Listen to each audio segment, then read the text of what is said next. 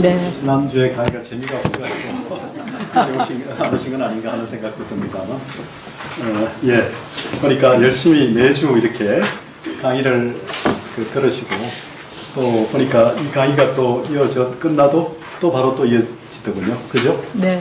그러니까 이 끊임없는 정진으로 이렇게 불교 인재원에서 하시면서 감사드리면서도 일단 대단하시다는 생각을 듭니다.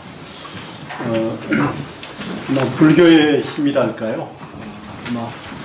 우리 전통의 힘이라고 하는 것은 아마 끊이지 않는 어떤 누적된, 지속되는 어떤 그런 것이 아닌가 하는 생각이 들고, 때침이라는 것도 결국 어떤 이 순간이 꾼과 만이라는 말을 저는 가끔 쓰는데, 우리가 흔히 팔정도에서 정념할 때 염이라는 사티, 어웨니스, 마인드풀니스 할 때 그 염도 결국 지금 이 순간에 충실한 것이기도 하면서, 동시에 그게 일상의 경계에서 부딪혔을 때도 그 순간의 상태가 지속될 수 있느냐, 오직 그것만 생각하고 이렇게 갈 수 있느냐 하는 문제하고 관련될 텐데, 어떻게 지속시킬 것이냐 하는 문제가 결국 가장 중요하고도 어려운 문제 아니겠습니까? 자기와의 싸움이라는 게 결국 그 순간, 어떤 활짝 끼었던 그 순간의 지속이랄까요? 그런 순간의 어떤 평화랄까, 이런 부분들을 계속 이어간다는 게 참 쉬운 일이 아닌데, 그러기 위해서 상당히 자기와 싸우는 내면의 어떤 그런 투쟁이랄까요? 그런 게 필요하지 않나 하는 생각이 듭니다. 아마 오늘 눈이 좀 이렇게 왔으면 오늘 한번 이렇게 빠질 마음도 많이 내실 수 있고, 또 이렇게 여러 가지 유혹이나 여러 가지 상황들이 많을 수도 있는데 불구하고 이렇게 늘 매주 오시는 것 같아서 일단 열심히 하시는 모습이 참 좋습니다. 지난 시간에 이어서 역시 제 남영의 대성기실론에 대한 원효대사의 대성기실론 소라는 주석입니다. 사실 이제 보통 기실론 강의 이렇게 되면 특강 같은 방식이 이렇게 한 3번 될 수 있겠지만, 대성기실론 소에 대한 특강 이렇게 하면 이게 3번이 사실 좀 상당히 좀 버겁습니다. 이게 소는 논을 전제로 하는 건데, 이걸 3번이라고 하다 보니까 이걸 어디까지 얼마나 어떻게 다뤄야 될지를 사실 많이 고민하게 되더라고요. 그래서 이게 원전을 읽어 나가면 차라리 편할 수도 있는데 그게 아니고 3번 내에 얼마만큼 얘기를 할 수 있을까 하는 생각도 동시에 들면서 여러 차례 기실론과 소를 봤으면서도 이 주어진 시간 내 요령 있게 어떻게 전달할 수 있을까 이런 고민을 사실 많이 하게 되더군요.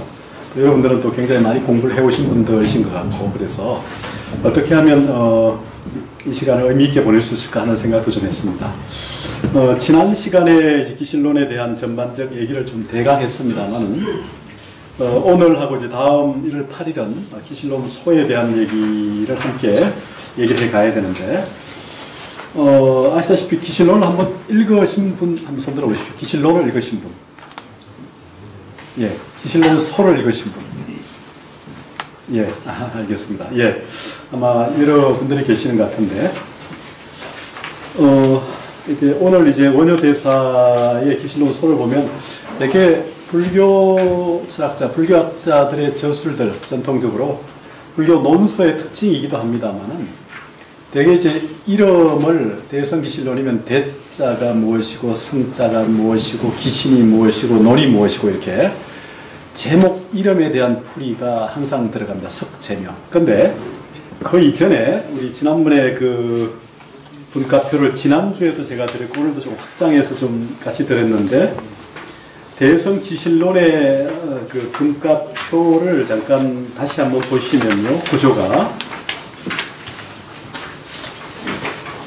오늘 내드린 그 표도 역시 분과표 사이에 제가 좀 내용을 집어넣는 방식으로 가끔은 문제가 없습니다.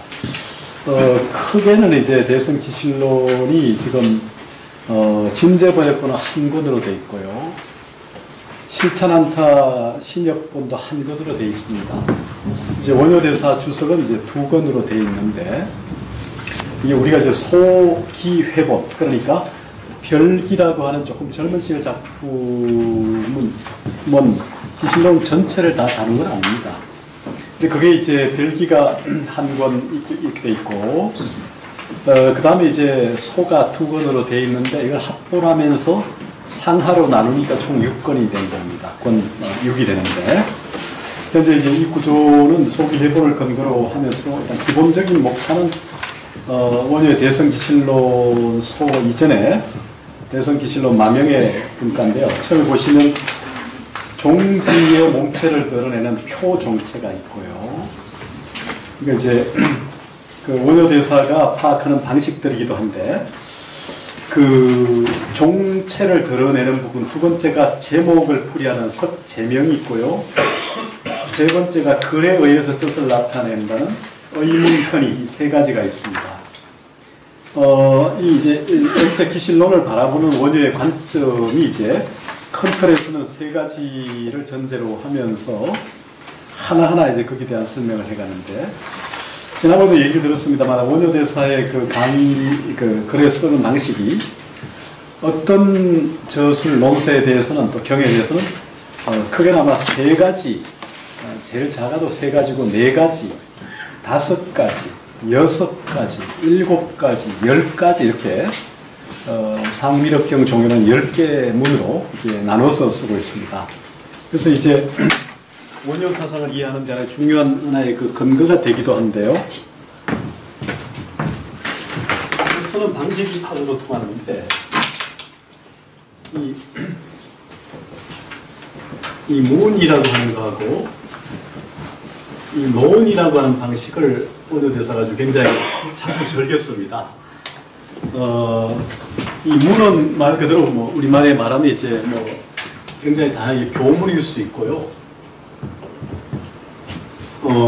또 뭐 이 문을 뭐 법문일 수도 있고 또 이거를 어떤 우리말로 뭐 청면, 양상, 하여튼 뭐 이런 방식으로 나눠볼 수 있는데요. 우리가 이제 기실론으로 말하면 이제 우리가 심진여문이라고 하는 해맑고 깨끗한 그런 구조의 문도 있고 또 밑으로 가면 찰나생 찰나멸하는 심생멸문이나 이런 문 구조도 있지만 이거 말고도 하위에서 굉장히 많은 문을 시설해서 얘기를 하고 있습니다. 근데 이제 그 문을 시설하는 부분만이 아니라 의론이랄까요? 조금 하위 단위에서 논이라는 것은 뭐 약연론 이런 식으로 연기론 이렇게 여러 간단하게 론이라는 말로도 쓰는 용례가 많은데 앞으로 원효 화쟁하는 부분하고도 관련해서 이 문이라는 부분이 굉장히 중요합니다. 원효가 바라보는 관점이 이게 이제 상위의 범주고 이게 하위의 범주로 보이는데 논이라는 범주를 쓸 때는 많이 쓰지는 않고 되게 문이라는 범주를 주로 많이 씁니다. 그래서 이제 화쟁을 할 때 우리가 신문 화쟁론처럼 신문 문 이렇게 쓰기도 하고 심진여 심생멸문처럼 이문을 쓰죠. 이런 식으로 이제 굉장히 다양한 문을 쓰는데 지금 이제 이 그 기실론 소 같은 경우는 이제 표종체, 제명, 그 아까 얘기한 것처럼 의문현이처럼 이렇게 이제 분과를 나누기도 하지만 뭐 큰 틀에서 봐도 사실 이것도 하나의 문일 수 있습니다. 그런데 더 구체적으로 들어가도 역시 문이라는 구조를 자주 쓰고 있다는 걸 조금 알아두시면 원효 교학을 이해하는 데 좀 도움이 될 것 같고요. 불교의 그 구조가 사실 뭐 원효뿐만 아니라 거의 대부분 논서들이 이런 방식을 많이 씁니다. 근데 특히 문을 즐겨 쓴 인물이 원효 대사 같아요. 그래서 논도 쓰면서 그런 구조로 되어 있다는 걸 좀 전제하시면 좋을 것 같고요. 기실론의 이제 첫 서두는 지난번에 얘기한 것처럼 마명보살의 귀경계가 있습니다. 귀경계에 대한 설명이 있고 귀경계를 어떻게 보느냐에 대한 관점들이 쭉 있는데 우리가 이제 이 론을 또 얘기 안 할 수가 없고 그래가지고 처음에 그렇게 나옵니다. 번역된 거로 보시면 그 온 시방의 가장 수성한 업으로 두루하시고 색신이 걸림없이 자제하여 세상을 구원하는 대비하신 분과 그 몸의 본체와 형상인 법성 진여해의 헬 수 없는 공덕의 창고와 여실히 수행하는 이들에게 목숨을 들어 돌아가오니 중생들로 하여금 의심을 없애게 하여 그릇된 집착을 버리게 하고 대성에 대한 바른 믿음을 일으켜 부처의 종자를 끊어지지 않게 하고자 하는 까닭입니다. 라는 이제 그 귀경계가 지금 저 진제역본에 지금 한역으로 나와 있습니다. 그러니까 크게는 이제 구로 따지면 사구일송이라면 지금 3송 총 12구가 지금 여기 나와 있습니다. 근데 이제 여기에 대해서 여러 또 해석들이 이제 나중에 원어자도 나눠서 하는데, 우선 기실론에서는 이제 이 귀경계 다음에 논왈이라고 하는 부분에서 얘기하는 대목에서 그런 부분이 나오죠. 논에서 이르되 어떤 법이 능히 마하연의 신근을 일으키나니 해서 이 마하연이란 말을 씁니다. 마하연. 마하연이란 말은 이 한역권에서 이렇게 많이 써왔던 표현이긴 합니다만,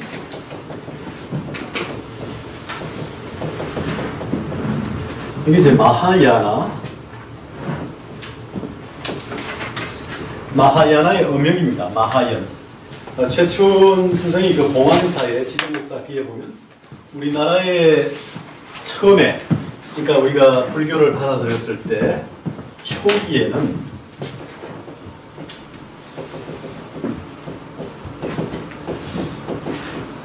비파사를 받아들였고 나중에는 마하연을 받아들였다고 대비하고 있습니다. 최초의 봉황사 비문에. 우리는 사실 지금 대승불교권이지만 처음에는 비파사라는, 굳이 말하면 이제 그 아비달마 불교, 부파 불교죠. 그 불교를 받아들였습니다. 받아들였는데 이제 나중에 대승불교를 또 받아들이죠. 이 두 개 이제 사상적 투쟁이 고토 속에서 결국 남은 것이 마하연, 대성이 남고, 대성 이전 불교는 사실 밑에 저변에 섬에 들어있거나 크게 빛을 발휘하지 못한 것입니다. 우리나라 고구려 불교를 보면 이제 되게 삼론가들이 있고, 반야중간 삼론가들이 있고, 이제 반야경을 기반으로 하는 중간학이 있죠. 이런 삼론가들이 처음에 들어오고, 그 다음에 열반가들이 들어옵니다. 열반학. 여기 초기 소성 열반도 있고 대성 열반도 있죠. 마파리 니파나 수탄다 6권 열반은 상하로 치면 이제 3권이지만, 이게 들어오고 난 다음에 대성이 40권 본이 있고 36권 본이 있죠. 북본 남본인데 이렇게 들어오죠. 그리고 난 다음에 사실 보면 이제 성실, 하리발마의 성실론, 그 다음에 아비다마 코사의 세친의 구사론부터 이런 쪽이 들어옵니다. 그리고 이제 좀 더 가면 뭡니까? 지론, 성론, 그 다음에 이제 뭐 구시적 밀학,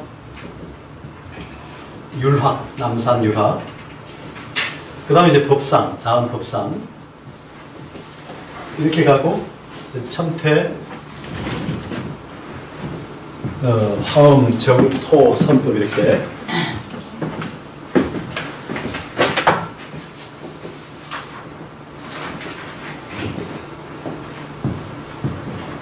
그러면 하나, 둘, 셋, 넷, 다섯, 여섯, 일곱, 여덟, 아홉, 구종이 되죠. 사실 이거는 뭐냐면 구학입니다. 그러니까 학이 먼저 들어오고요. 이게 이제 뭡니까? 종파로 되죠. 구학 사종.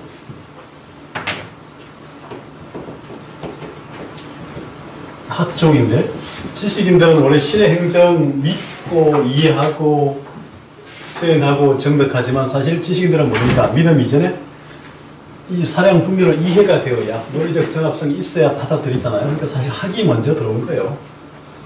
그 다음에 이제 종으로 우리가 뭡니까? 개조가 있고 교리가 있고 뭐 신도가 있는 방식으로 종파, 종교가 되는 거거든요. 그러니까 사실은 학종입니다. 그러니까 중국에 이제 13종학이라고 하는데, 인도는 교학이라면, 부처님 가르침에 입각한 내용은 교학이라면, 중국은 종학이죠. 저는 한국은 불학이라는 말로 쓰고 싶은데 불학이 없었는데요.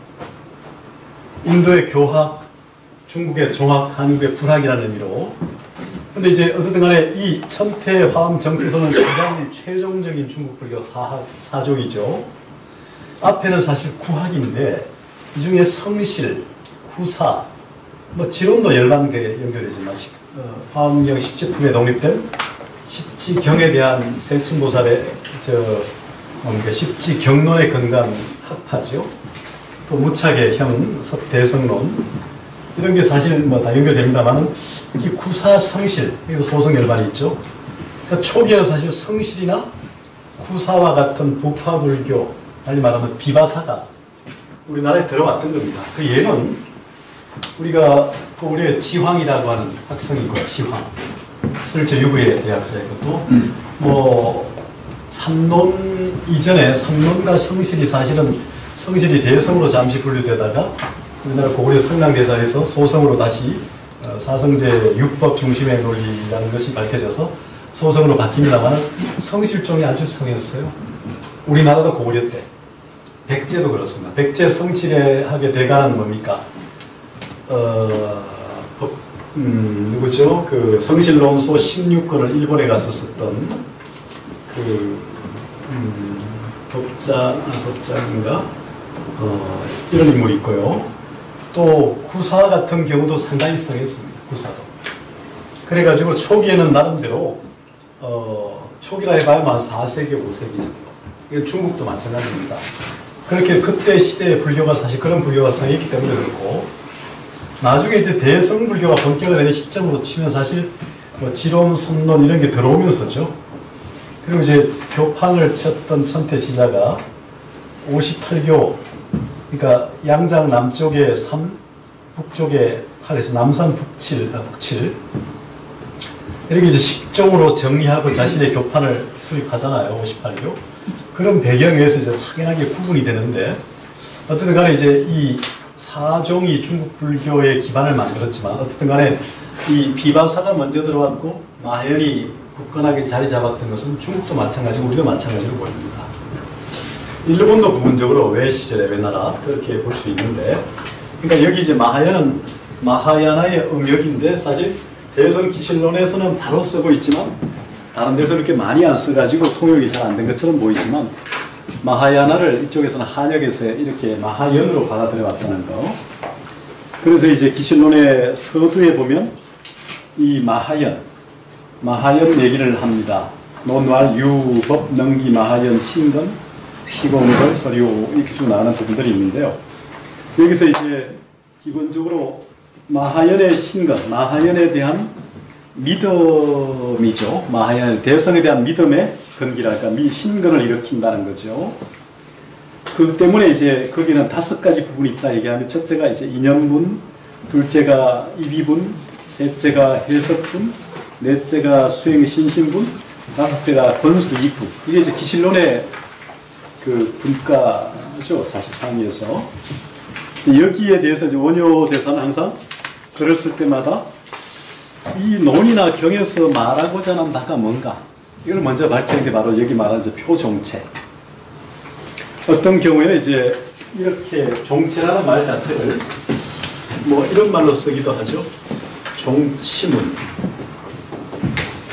또는 대의문. 그러니까 앞에 종치 또는 대의를 밝히고 난 다음에 아까 석제명처럼 제목풀이 그 다음에 이제 수문석사처럼 뭐 글을 따라서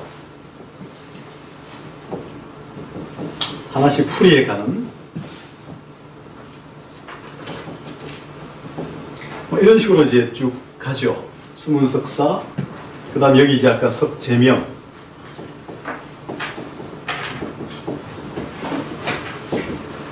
이게 하나의 원효 대사의 글쓰기 방식인데 이 방식은 꼭 원효만이 아니라 사실 뭐 원척이나 법장이나 뭐 해월이나 담련이나 뭐 태연 이런 분들도 거의 이렇게 씁니다. 아마 글 쓰는 방식이었던 걸로 보여요. 그래서 이제 표종체라고 하는 것은 말 그대로 종체라는 말 자체가 종지의 몸체라고 풀을 수 있을 것 같은데요. 종이라는 게 여러 가지 의미로 많이 씁니다. 불교에서 특히 논리학에서 불교는 주장이라는 주장명제를 쓸 때 종이라고 쓰는데 이 종이 마루종자잖아요. 마루대 하면 집에 한옥에 제일 지붕 밑에 있는 이 천장 위에 있는 그 다락 같은 제일 높은 곳을 마루대라고 하지 않습니까? 그러니까 종교라는 것도 제일 뛰어난 가르침, 어떤 가는 가르침 이렇게 종교였죠.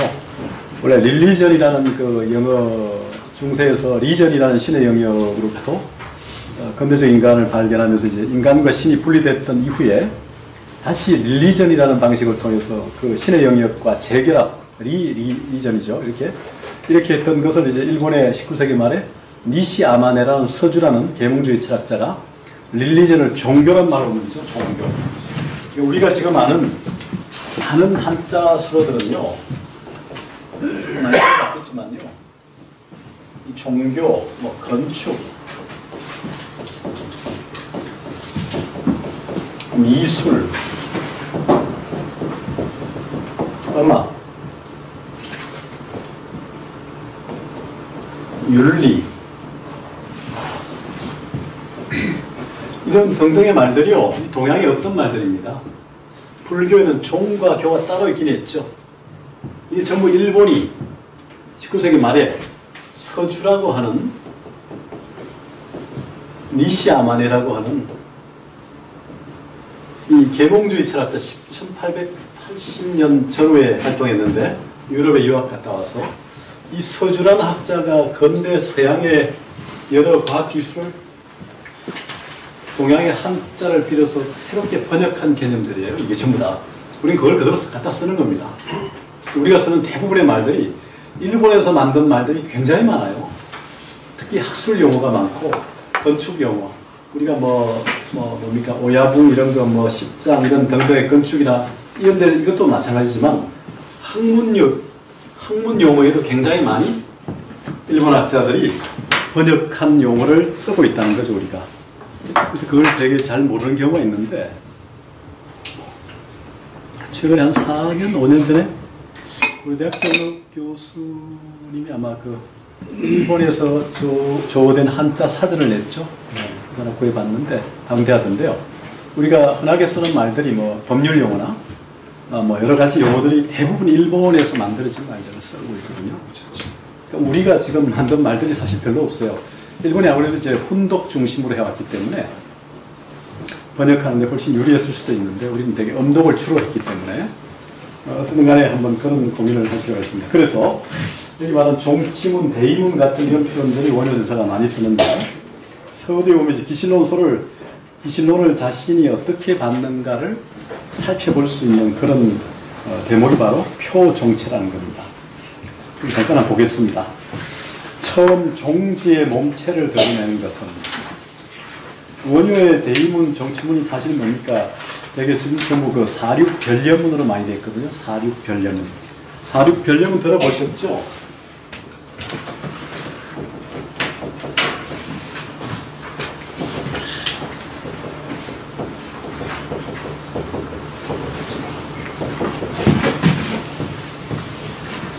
여러분 영화 배너 보신 거 기억납니까? 배너? 배너 어떻게 됩니까? 배너가 구조가 여기 보면 배너라고 하는 영화가 그렇잖아요.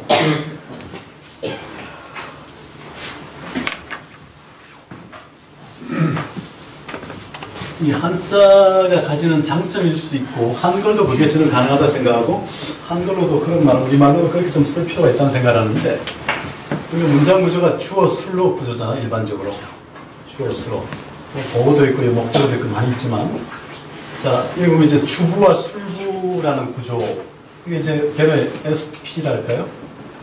SP 뭐 이렇게 SP 이런 식으로 구조가 되면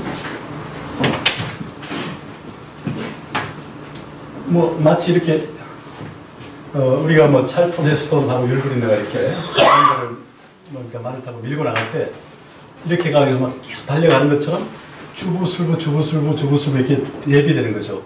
예를 들어 우리 여러분 잘 아는 발심수행자 문장 있죠? 부, 재불, 재불이 장엄, 정멸궁은 뭐 어다구패, 사욕고행에 중생의 연애하탱물은 어무량세, 탐욕구산 이렇게 문장이 병렬 구조로 가는 겁니다. 그러니까 밀고 당기면서 이렇게 가는 구조인데 이 문장이 아주 굉장히 화려하고 아름답죠. 이게 수당시대에 유행했던 문장이고 우리나라 신라도 유행했던 문장들인데 이런 문장이 아주 아름다운데 이런 문장을 주로 쓰는 사람이 원효인데요. 원책이나 태연이나 법장이나 뭐 이런 진제 같은 사람도 쓰면 이런 문장을 씁니다.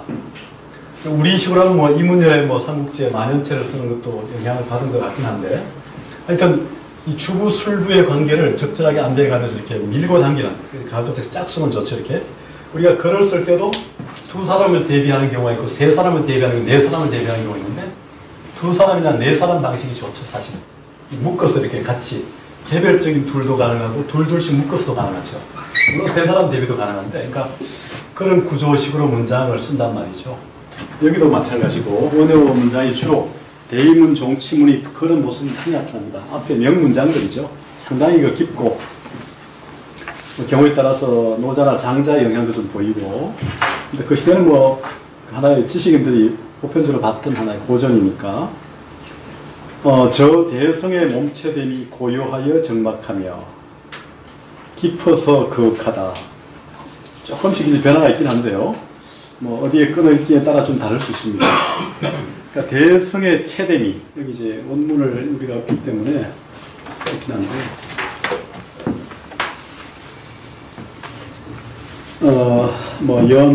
연부 대성지 종체는 소원공적하고 다면충현이라 이런 얘기를 하면서 현지 우현지한이 기출 만상지표이며 적지우적지한이 유제 백가지담이라 이렇게 쭉 이런 식으로 문장을 씁니다.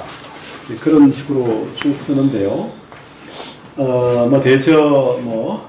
저 대성의 몸체됨이 고요하여 정막하며 깊어서 거룩하다. 이 대성의 몸체가 깊고 또 깊지만 어찌 망상의 밖을 벗어나겠으며 고요하고 또 고요하나 오히려 백가의 말 속에 있다. 망상의 밖을 벗어나지 않았지만 다섯 눈으로 그 몸을 볼 수 없으며 백가의 말 속에 있지만 네 가지 변론으로도 그 모양을 말할 수 없다. 크다고 말하고 싶지만 안이 없는 것에 들어가도 남김이 없고 작다고 말하고 싶지만 밖이 없는 것을 감싸고도 남음이 있다. 있음에 두려워하나 만물이 이 대성의 몸체를 타고 생기니 무엇이라고 말해야 될지 몰라 억지로 일컬어 대성이라 한다.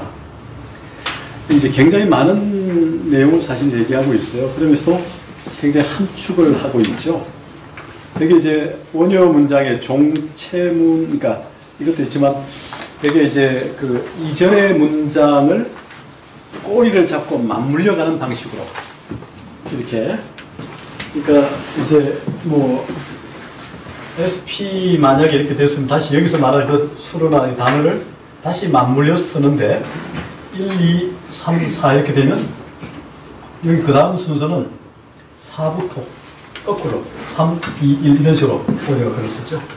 앞에 그 맞물려 가서 이렇게 씁니다. 이렇게 가까운 걸 쪽으로 이렇게 이런 구조로 계속 쓰는데, 하여튼 그런 우리가 뭐 토론할 때 질문을 받으면 제일 나중에 한 사람이 기억이 잘 나니까 먼저 답변하는 순서하고 통할 수 있는데, 이런 방식으로 이제 글 씁니다. 글을 1, 2, 3, 4 해놓고 다시 1은 뭐고 이게 아니라 1, 2, 3, 4 해놓고 4는 뭐고 3은 뭐고 2는 뭐고 이런 식으로 이렇게도 쓰기도 하고 그런데요. 그래서 이제 대성의 체됨, 대성이 뭐냐가 계속 이제 문제가 될 겁니다. 대성이 이제 일심이기도 하고 진여이기도 하고 일각이기도 하고 뭐 본각이기도 하고 여러 가지 용어로 씁니다. 중도, 실제, 열반, 여러 가지 참보.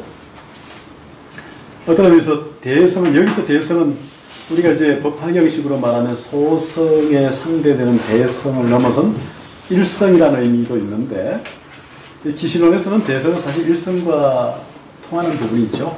기신론 구조에서 보면. 그러나 대성이라는 것은 또 일성이라는 구조 속에서는 또 조금 뭔가 완벽하지 못한 것처럼 볼 수도 있지만, 기신론 구조에서는 역시 대성은 일성과 다르지 않은 표현이라 볼 수 있을 겁니다.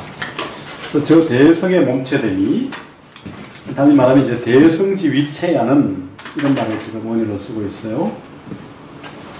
그래서 소원공적 다면 충현, 현지 우적지 출만상지표, 적지 우적지 유제 백가지담, 이런 말을 지금 전제하고요. 그래서 현지 우현지는 뭐 도덕경 1장에 나오는 표현들이죠. 같은 방식이 이제 적지 우적지도 같은 구조인데요. 그러니까 우리가 이제 뭡니까 성성적적이라고 하는 표현을 많이 쓰잖아요.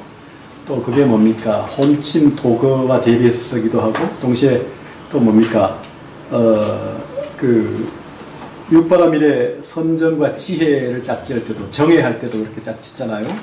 그런 구조도 있듯이 여기 적지 우적지, 그 다음에 현지 우현지, 이런 의미가 이제 그 앞에 구조를 받아서 그렇긴 합니다만은, 하여튼 그런 표현들이 이게 마치 점청법처럼, 점강이 아니라 점차 올라가는 방식처럼, 더 강조해 가는 방식처럼, 이렇게 이제 글을 써가는 거죠.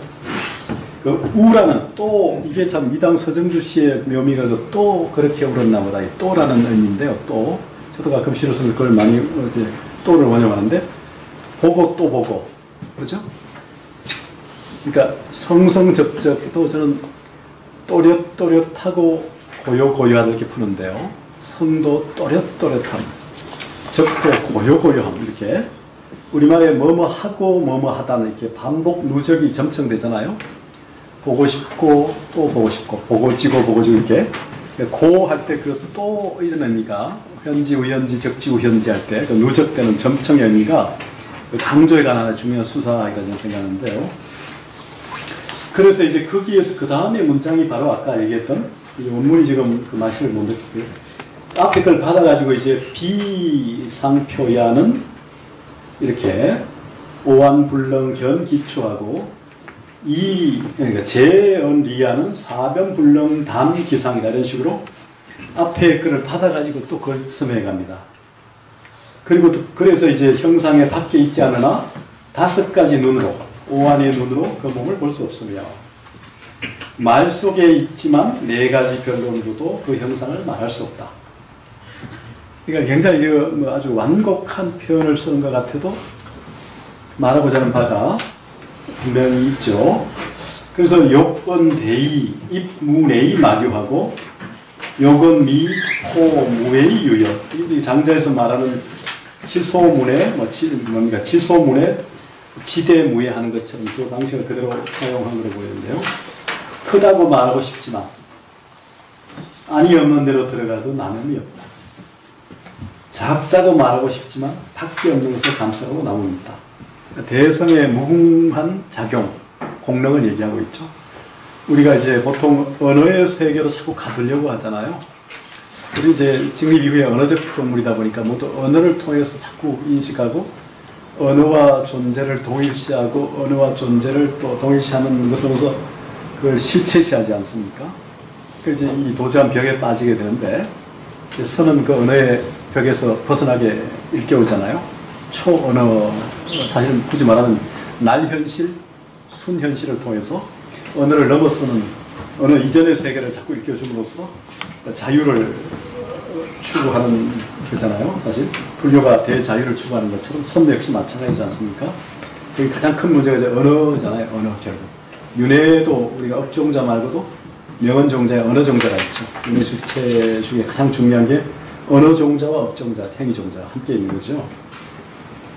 그래서 이제 그런 것처럼 여기도 바로 이렇게 대성의 무궁한 공능을 지금 얘기하고 있습니다. 그래서 인지어유 일여 용지 이공하고 획지여무 만물성지 이생하니 부지 하연지 강호 치위 대성 이런 말씀입니다. 강호 억지로 말하자고 하니까 대성이란다. 오늘 들어 또 억지로 말하자니까 일심이란다. 이런 표현을 쓴다는 거죠. 그것을 있는 것으로 이끌려고 하지만 일여가 그것을 써서 일여란 말을 쓰는데 오늘 일여 복사를 하는 게 낫습니다 했어요.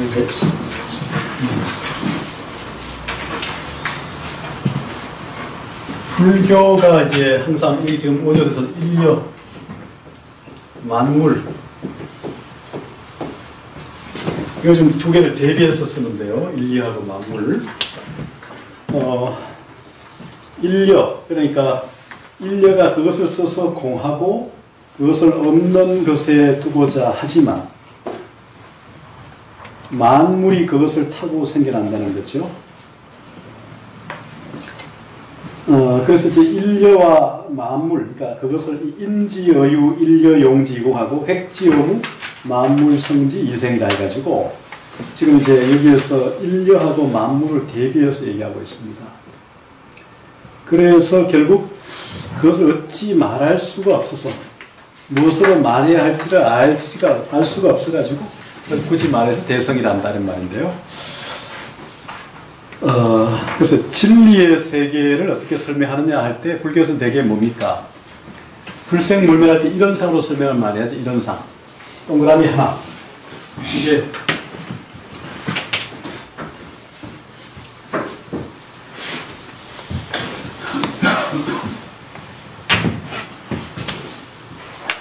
이 동그라미라는 의미로 굉장히 많이 얘기하잖아요. 우리가 아름답다. 아름답다는 말이 어디서 왔는지 아십니까? 아름답다. 아름답다의 어원이 뭔가 아세요? 아름답다. 원래 알답다입니다. 알. 에그. 알 있죠? 알. 알답다에서 아름답다가 나왔어요. 우리나라. 알이 뭡니까? 둥글잖아요. 둥근 것이 아름다운 거예요. 진리는 둥글죠, 사실. 태양이 둥글듯이. 비로자나 불도 법신대로 태양의 이미지가 있듯이 이렇게 둥근 것이 아름다운 거예요, 사실은요. 가장 균형이 있고, 완성이고, 꽉 찬 거죠. 가득 찬 거죠. 그러니까 알답다에서, 알도 같다. 알답다. 여기서 이제 아름답다가 나온 겁니다, 우리나라에. 사실 진리라고 하는 것은 굳이 모양을 그릴 수 없잖아요. 우리가 성가기감에 그런 말 있죠. 율무로차니 정지골래도 소소영야야 부정생 뭡니까? 부정멸하며 부덕멸하며 명부덕 상부덕이라. 이런 붙일 수도 없고 모양 그릴 수도 없다는 얘기도 하고. 그러니까 진리라는 사실 이런 것도 필요 없죠. 이걸 잘 보면 이제 이게 굳이 말하면 불생불멸이잖아요. 잘 그리면 이제 끊어짐도 없는 불생불멸, 생도 없고 끊어짐이 없잖아요. 근데 이제 이게 불생불멸이 사실 우리가 말하는 진여잖아요. 기실론이 말하는 진여문이. 생멸이 찰나생 찰나멸하는 이게 이제 말 그대로 생멸문이죠. 우리 삶도 결국 이런 거 아니겠습니까? 불생불멸인 진여와 우리의 삶인 생멸이 함께 공존하는 거잖아요. 이게 우리가 이제 원효대사도 뭐다 일심이라는 거, 일심. 한 마음이라는 거. 이게 지금 대성이잖아요. 대성. 이게 지금 진여입니다. 여러 가지 표현을 쓰고 있죠. 근데 이제 이런 상으로 일심이 만약에 표현된다면 저는 여기 이제 구심, 여기 이걸 저는 일심 지원으로 보는데요. 사실 일심 안에는 일심 지원이 담겨 있어요. 또 이 점 하나로부터 우리가 뭡니까? 무수한 선들의 반복, 점들의 연속이 선들의 반복으로서 이렇게 입체, 면의 입체까지 가지 않습니까? 이 일심 지원이라고 하는 여기 이게 사실 저는 이제 제9 아마라식으로 봅니다. 제9 아마라식. 자성청정심이죠. 금강산맥은 본각일 수도 있고, 이 부처의 이 불지잖아요. 불지. 부처의 지. 불심. 부처님의 마음이죠. 여기로부터 사실 다 나온 거죠. 일심은 바로 중생심이잖아요. 중생심. 일심은 사실 중생심이죠. 근데 좀 더 구체적으로 들어가면 사실 뭡니까? 구심으로 들어가면 일심 지원해서 일심이 만들어지는 거죠, 사실은. 불지, 불심. 우리가 내면에 있는 뭐 불심, 불지가 사실은 저 원심으로 뻗어나가면 일심으로 이렇게 구현되는 거 아닐까요? 그래서 저는 이제 이런 표현을 쓰는데, 이게 일심이라는 표현을 그대로 쓰는데, 제가 지난번부터 그저 얘기한 것 같아요, 이렇게. 내가 있다는 유아의 작은 마음이 조금 더 커지면 내가 없다는 무아의 이게 작은 마음, 내가 없다는 인식이 되면 큰 마음으로 가죠.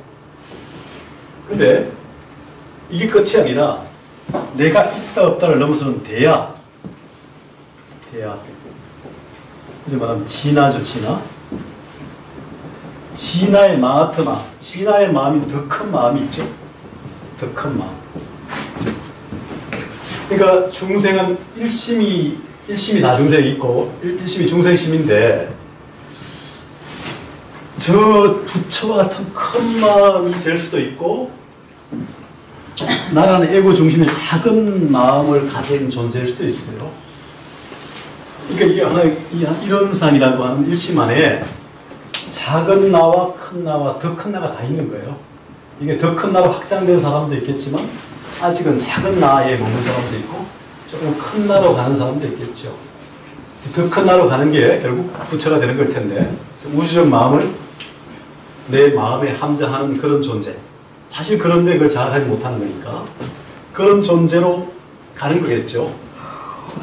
그러니까 여기 구심이라고 하는 일심 지원, 제가 말하시 여기에서 이제 뻗어나온 일심인데, 다시 이렇게 수렴, 이게 굳이 말하면 이제 수렴이고 엉축이겠죠. 이게 이제 확산, 확장일 수도 있고요. 이렇게 될 거라 생각하는데요. 결국 우리의 삶도 이렇게 수렴과 확장, 구심과 원심이라고 생각이 되는데요. 원심, 구심. 이걸 어떻게 우리가 이제 적절하게 조율하느냐의 문제일 것 같고, 여기에서 바로 이렇게 작은 나에서 큰 나를 거쳐 더 큰 나로 어떻게 확장해 가느냐 하는 문제가 이게 결국 기실론이 말하는 것이라고 저는 생각하는데, 여기서 말하는 대성이라는 것을 지금 여기 뭡니까? 대성 기론의 주체, 주부는 뭡니까? 대성이잖아요. 대성입니다. 대성 기존의 주부, 주체는, 주어는 대성입니다. 놓치면 안 되거든요. 대성이에요.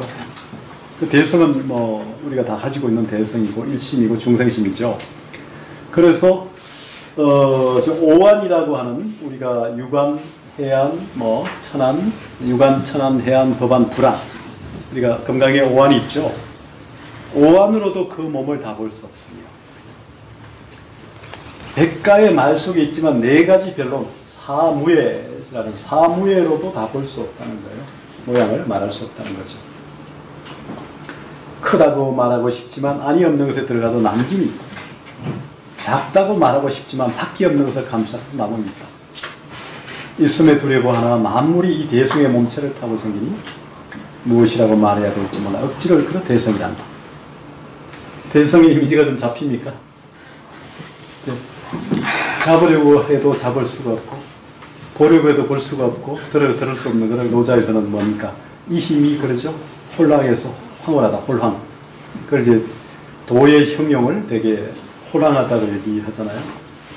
그래서 그렇게 얘기하지만, 그때 노자 14장에 보려고 해도 볼 수가 없고, 들으려고 들을 수 없고, 만지려도 만질 수 없는 이 힘이 도의 형용으로서 현지우현, 현이 그런 의미로 하늘천 따지 다멀리할 때 그 블랙이 아니라 현지우현. 잡으려고 해도 잡을 수 없고, 보려고 해도 볼 수가 없고, 들으려고 해도 들을 수 없는 그게 현이거든요. 현이 바로 도의 형용이에요. 근데 현하고도 또 현하니, 거하고도 또 거하니 안 잡히잖아요. 지금 우리가 대성 얘기를 해도 안 잡히죠. 일성 얘기해도, 일심 얘기해도 안 잡히죠. 중생심 저거 얘기해도 잘 안 잡히잖아요. 그러니까 이 안 잡히는 걸 어떻게 잡느냐 하는 문제일 텐데요. 하여튼 이 대성, 그러니까 정체를 지금 드러내는 부분에서 원에서는 지금 대성을 그렇게 풀이하고 있습니다. 대성. 그러면서 대성에 이제 또 하나 더 구체적으로 더 설명을 해갑니다. 우리가 되게 50분 쉬고 하면 좋다면서요? 그렇습니까? 네. 지난번에는 알겠습니다.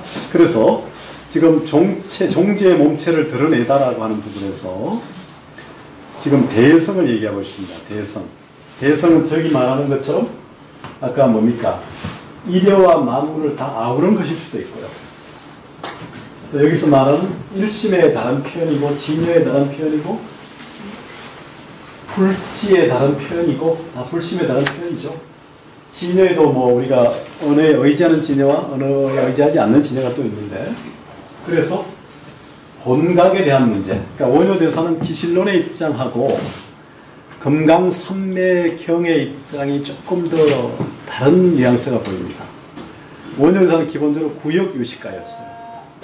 그래서 제9 아마라식의 존재를 인정하는 측면에서 있었던 거예요. 그런데 신역유식에서는 기본적으로 사실은 뭡니까? 제8 아레아식 뭡니까? 제9 아마라식을 인정 안 한단 말이죠. 굳이 말하면 제8 아레아식의 청정한 부분으로 설명이 가능한데 왜 따로 제9 아마라식을 설정하느냐 바깥에 이렇게 보는 입장이죠. 기본적으로 좀 예외가 있어도 사람들마다 그런 입장인데, 원효는 체는 제8 아레아식과 동일하다 하더라도 그 뜻은 제9 아마라식과 통한다고 열어둡니다. 이런 대목이 이제 원효대사에 보이는데, 그런데 금강산매경에 또는 론에 가면요. 제9 안마라식을 인정해요. 그래서 원효대사의 사상적 배경이 구역이라는 게 확연하게 드러나기도 하고 불지와 불심이라고 하는 어떤 절대적인 측면을 강조하는 중생과 부처가 기본적으로 평등하기는 하지만 다르다는 의미를 얘기하고 있다는 거죠. 그런 식으로 말하면 제9 아마라식의 존재를 인정하는 것이고 굳이 말하면 이제 퇴계식으로 말하면 이게 이원론적인 리의 절대성을 얘기하는 측면 같고요. 성철 순사식으로 얘기하는 뭡니까? 돈수를 얘기하는 입장으로 설득한다 생각합니다. 진울의 도노 점수나 율곡의 이통 기국하고 좀 다른 보다 어떤 율곡을 퇴계를 순수한 유학자, 순유로 하는 것처럼 아주 순수한 불자, 순불이라 할 수 있는 정도로 원효나 성철, 퇴계 이런 분들은 그렇게 통하는 것 같고 이쪽은 진울, 율곡 이런 부분하고는 조금 결이 다른 이제 그런 부분이 있는 것 같아요. 이건 이제 나중에 이기론 문제하고 통한다고 생각합니다. 우선 10분을 쉬었다가 하시면 좋겠다 하시니까 조금 쉬었다 하겠습니다. 예.